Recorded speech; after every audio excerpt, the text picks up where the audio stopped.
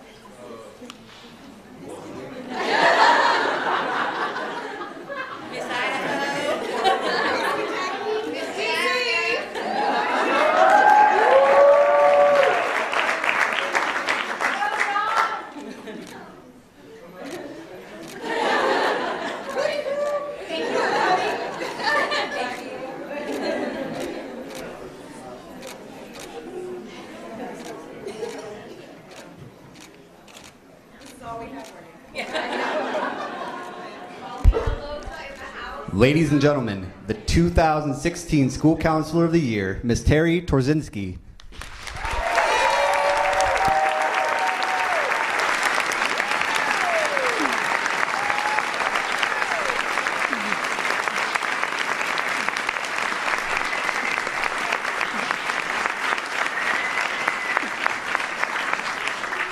Thank you so much for that. I am sure I speak for everyone here in saying thank you to Mrs. Obama for hosting this White House event and supporting our work by recognizing school counselors at the national level. Yes. Yes. Yes.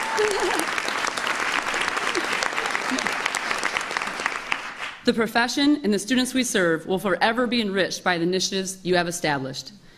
As the change in administration occurs, raising questions about the direction education will take, I can promise you all school counselors will continue the legacy you have established.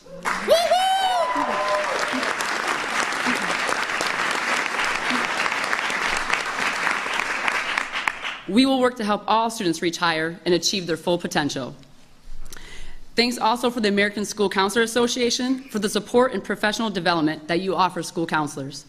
I feel so blessed to be a part of an association that truly values its members, one that is intentional about offering the tools and guidance we all need to be successful in our profession.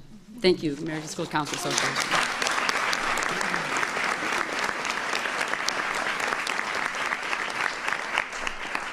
Finally, thank you to the other educators here today. I am honored to stand here among you and know that amazing work happens in your building every single day. In a profession where we may not always feel gratitude or immediately see results, I want you to know that your work is greatly appreciated. Take a moment and think about the lives you affect daily through your profession to help others. No other profession is as deeply fulfilling as that of an educator. So let's be intentional about remembering this today, as we are all being recognized for the impact we have on students and families. This impact is multifaceted and critical to our society and our communities. In her speech at the ASCA National Conference in 2014, our First Lady spoke about a ripple effect. She said that ripple effect would spread our influence. Mrs. Obama said we need to be cognizant of not only the child we have helped to transform, but also the family that child will someday raise. We need to think how our work will continue in our students' hearts and minds, as well as the hearts and minds of everyone they touch. Think about that for a moment. That is the power that resides in believing in our young people and doing whatever we can to help them reach their goals and dreams. As you may know, I work in a career center in Western Michigan. A large portion of my role is helping students determine what those first crucial steps will be after graduation and providing them with support they need to make the right decisions. Kyra, one of my students, had a hard time believing in herself and sold herself short in many ways. She did not think she was good enough or smart enough to be successful in high school. Kyra could not see that her passion to help others and her selflessness when dealing with friends and family in need would someday lead to her life's calling. She did not realize that these amazing, innate qualities would put her in a position to help others. Through our conversations about her goals, aspirations, fears, and dreams, Kyra started to realize her potential. She began to find excitement and enjoyment in her learning, and her vision of the future came into focus. Today, Kyra works in the medical field, helping others while attending classes while earning her nursing degree. When I think of Kyra, I think of the many lives she's changing and will change throughout her career. This is the ripple effect Mrs. Obama mentioned. Through persistence, caring, and support for our students, we make a difference in their lives, and they make a difference in the lives of others. We all have stories like this. All of you have stories like this. Yeah. Our students and their stories are why we love what we do. It's why school counseling is less about a career path and more about who we are as people. Regardless of the grade levels we serve, no student can fall through the cracks on our watch. We must work to eliminate barriers to their success by ensuring, to the best of our ability, that all students receive the support they deserve. This applies to those with aspirations of obtaining college and community college degrees, as well as those who seek to go to the military or earn career and technical certifications.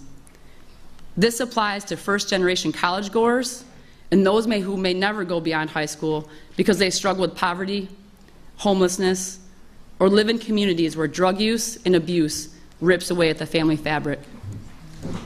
We need to be advocates for these students. We need to spark the motivation. We need to be the leaders who create systemic change to support the dreams of our country's youth. So I leave all school counselors today with a challenge and a call to action. Provide your students with everything you can offer, consistently and passionately, every day. When times are difficult and you feel overwhelmed, remember why you are a school counselor. Remember your students' stories and the impact you have. Remember the huge role you play in their growth and development. Remember that if it wasn't for all of you on the stage, many students would not be where they are today. By keeping all these things in your heart, I know this team of change agents will persevere and continue to do amazing work each and every day. I can't say it enough. I am honored to be on your team. Thank you.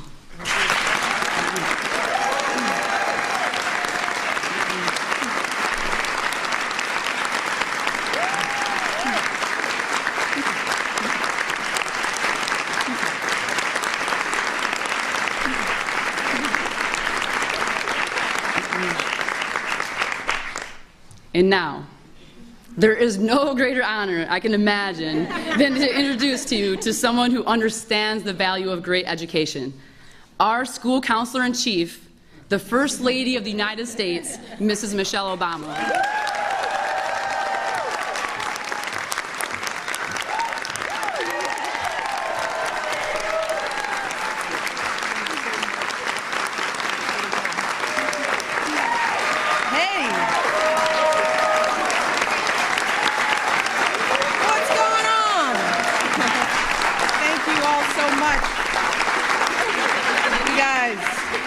That's a command. Rest yourselves. We're almost at the end.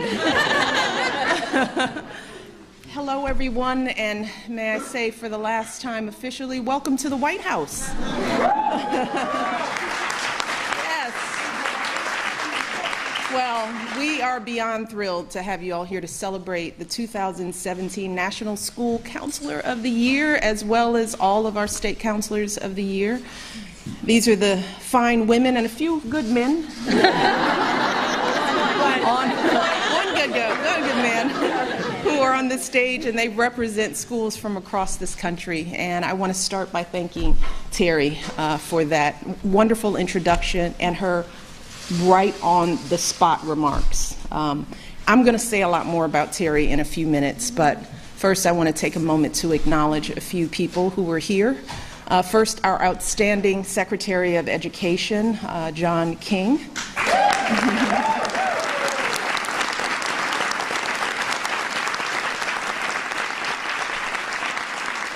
As well as our former Education Secretary, Arne Duncan.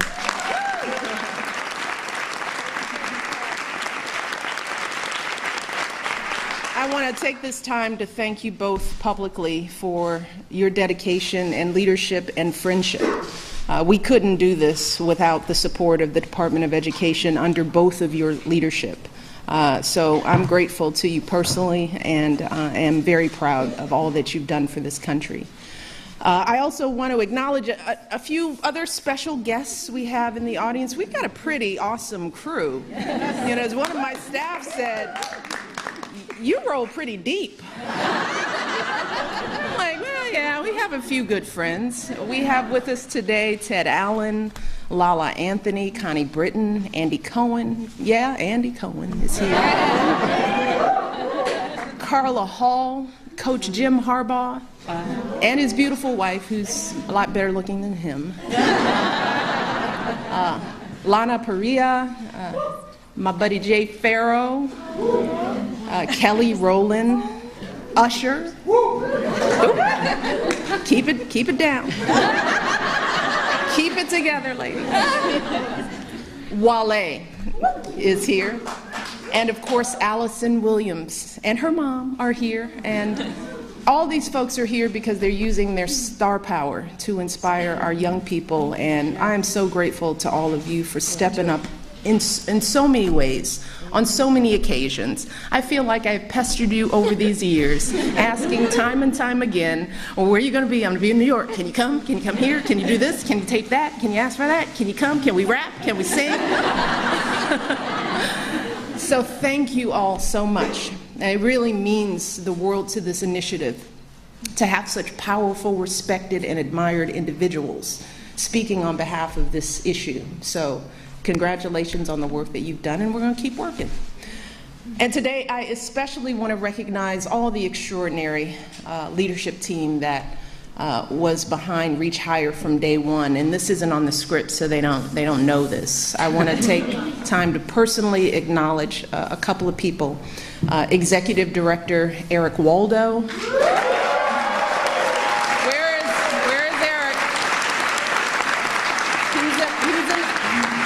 You got to step out. Step out there. There goes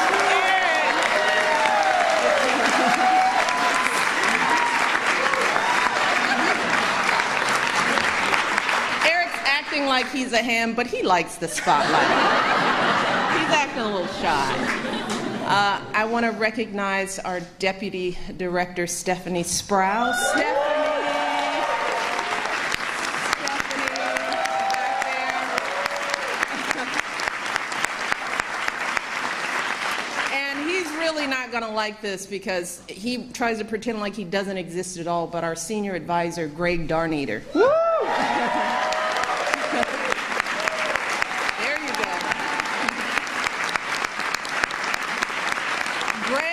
Greg has been a leader in education his entire life. I've known him since I was a little organizer person, and it's just been just a joy to work with you all. These individuals, they are brilliant, they are creative, they have worked miracles with hardly any staff or budget to speak of, which is how we roll in the First Lady's office.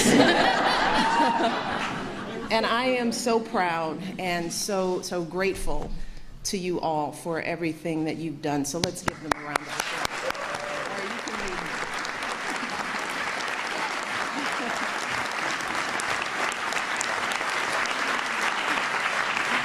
And finally, I want to recognize all of you who are here in this audience. We have our educators, our leaders, our young people who have been with us since we launched Reach Higher back in 2014. Now, when we first came up with this idea, we had one clear goal in mind. We wanted to make higher education cool. We wanted to change the conversation around what it means and what it takes to be a success in this country. Because let's be honest, if we're always shining the spotlight on professional athletes or recording artists or Hollywood celebrities, if those are the only achievements we celebrate, then why would we ever think kids would see college as a priority? So we decided to flip the script and shine a big, bright spotlight on all things educational. For example, we made College Signing Day a national event. We wanted to mimic all that drama and excitement traditionally reserved for those few amazing football and basketball players choosing their college and university teams. We wanted to focus that same level of energy and attention on kids going to college because of their academic achievements. Because as a nation, that's where the spotlight should also be, on kids who work hard in school and do the right thing when no one's watching, many beating daunting odds. Next, we launched Better Make Room. It's a social media campaign to give young people the support and inspiration they need to actually complete higher education. And to really drive that message home, you may recall that I debuted my music career rapping with Jay about getting some knowledge by going to college.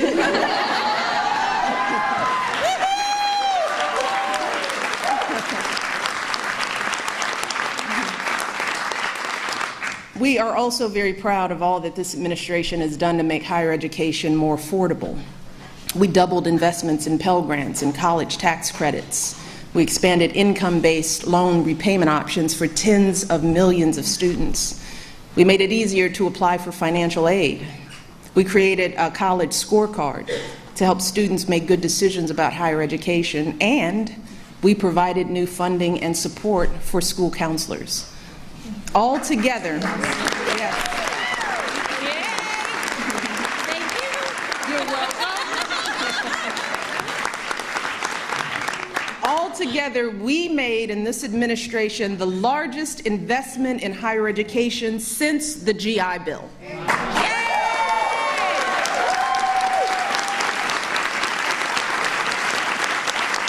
And today, the high school graduation rate is at a record high, and more young people than ever before are going to college. And we know that school counselors, like all of the folks standing with me on this stage, have played a critical role in helping us get there. In fact, a recent study showed that students who met with a school counselor to talk about financial aid or college were 3 times more likely to attend college, and they were nearly 7 times more likely to apply for financial aid. So our school counselors are truly among the heroes of the Reach Higher story. And that's why we created this event 2 years ago, because we thought that they should finally get some recognition.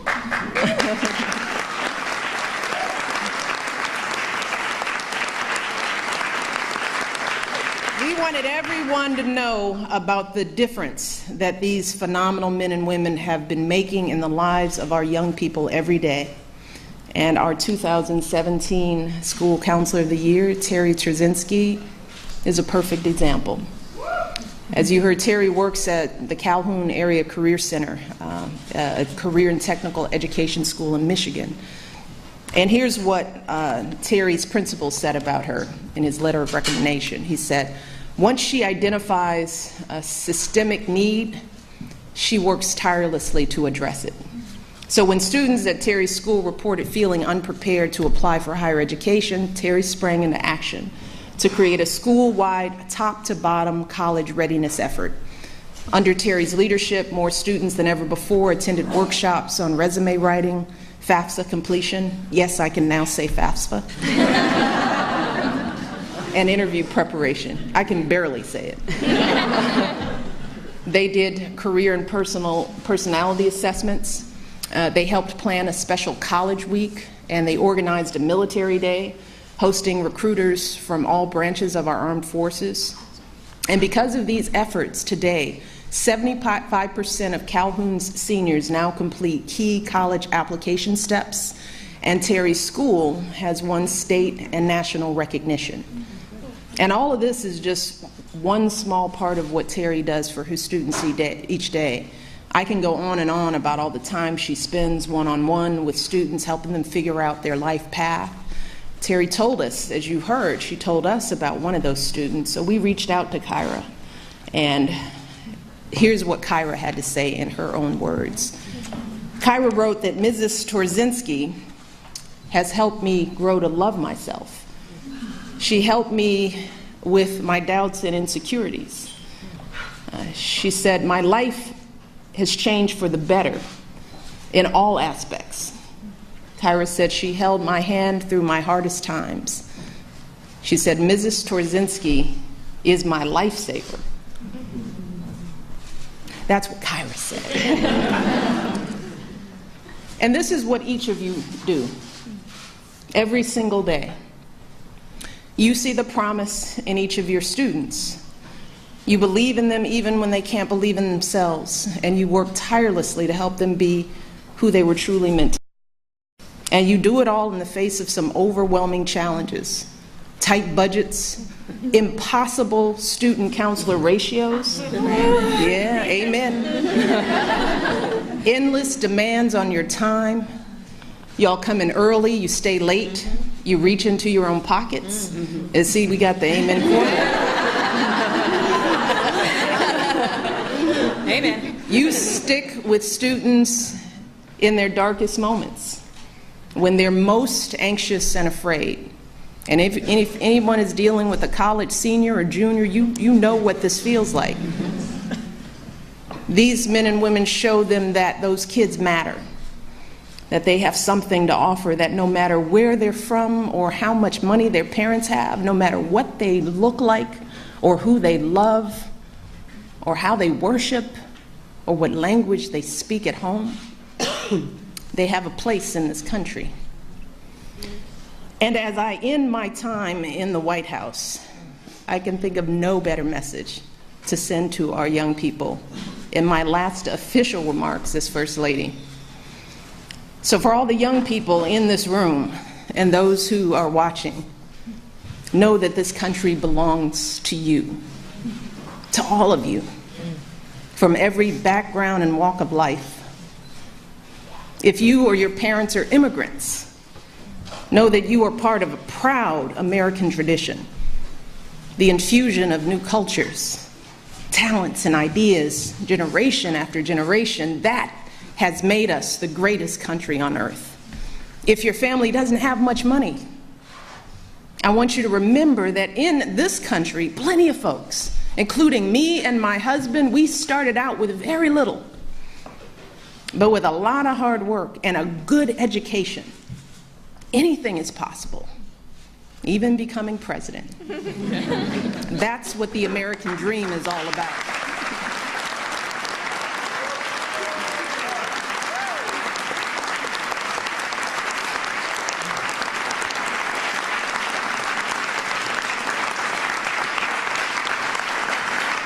And if you are a person of faith, know that religious diversity is a great American tradition too. In fact, that's why people first came to this country, to worship freely. And whether you are Muslim, Christian, Jewish, Hindu, Sikh, these religions are teaching our young people about justice and compassion and honesty. So I want our young people to continue to learn and practice those values with pride. You see, our glorious diversity, our diversities of faiths and colors and creeds, That is not a threat to who we are. It makes us who we are.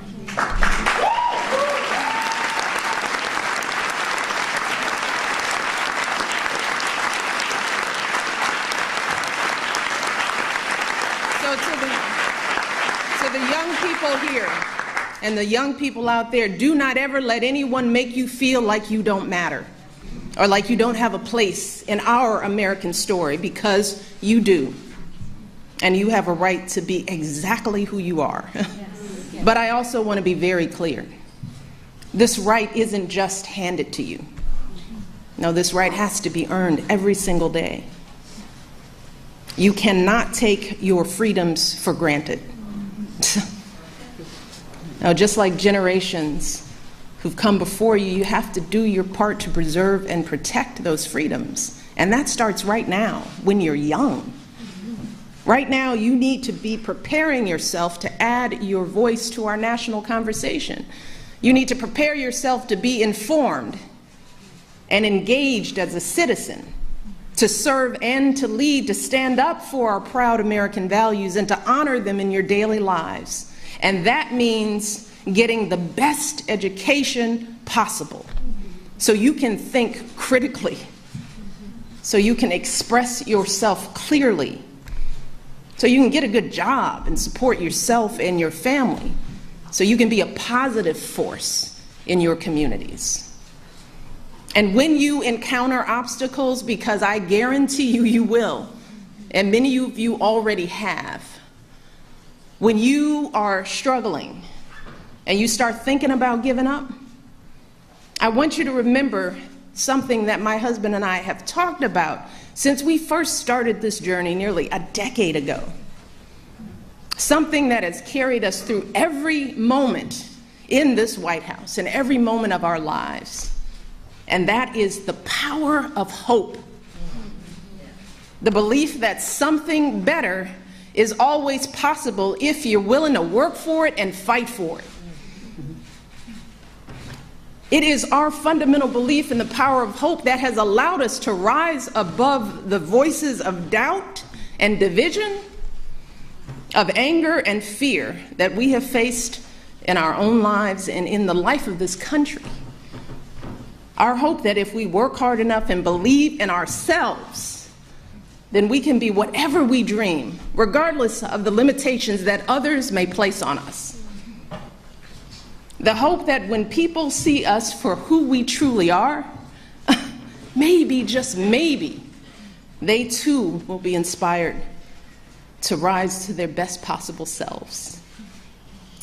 That is the hope of students like Kyra, who fight to discover their gifts and share them with the world. It's the hope of school counselors like Terry and all these folks up here who guide those students every step of the way, refusing to give up on even a single young person. Shoot, it's the hope of my folks like my dad, who got up every day, do his job at the city water plant. The hope that one day his kids would go to college and have opportunities he never dreamed of. That's the kind of hope that every single one of us, politicians, parents, preachers, all of us, need to be providing for our young people, because that is what moves this country forward every single day. Our hope for the future and the hard work that hope inspires. So that's my final message to young people as First Lady. It is simple.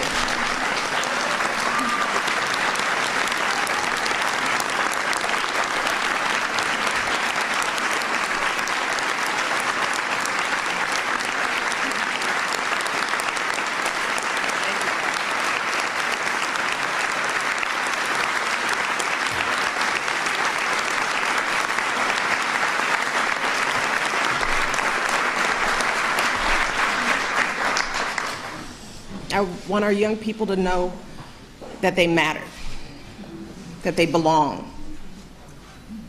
So don't be afraid. You hear me? Young people, don't be afraid. Be focused. Be determined. Be hopeful. Be empowered. Empower yourselves with a good education. Then get out there and use that education to build a country worthy of your boundless promise. Lead by example with hope, never fear. And know that I will be with you, rooting for you and working to support you for the rest of my life. And that is true, I know, for every person who is here today, and for educators and advocates all across this nation who get up every day and work their hearts out to lift up our young people. And I am so grateful to all of you for your passion and your dedication and all the hard work on behalf of our next generation, and I can think of no better way to end my time as First Lady than celebrating with all of you. So I want to close today by simply saying thank you. Thank you for everything you do for our kids and for our country. Being your First Lady has been the greatest honor of my life, and I hope I've made you proud. Thank you.